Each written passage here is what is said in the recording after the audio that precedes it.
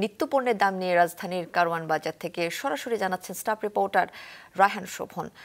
রায়হান, বাজারে পণ্যের দাম বৃদ্ধির কারণ সম্পর্কে কি বলছে ব্যবসায়ীরা?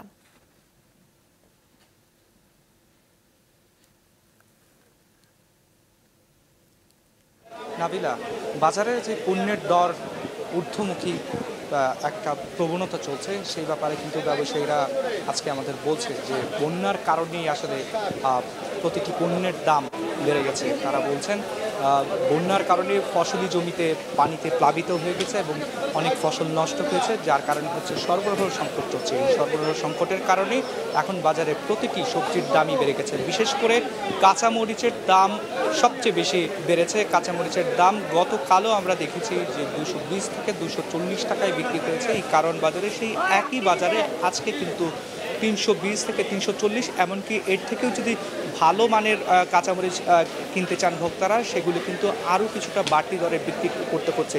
সেই সাথে যদি বলি যে কাঁচামরিচের পাশাপাশি প্রতিটি পণ্যের দরই কিন্তু আজকে বেশি, এবং তারা যেটি আমাদেরকে জানিয়েছেন যে বন্যার কারণে এসব পণ্যের দর বেড়েছে। একই সাথে টানা 2 দিন ধরে যেহেতু অতিবৃষ্টির একটি প্রবণতা আমরা লক্ষ্য করছি, সেটিকেও তারা একটি কারণ হিসাবে আমাদেরকে বলছেন।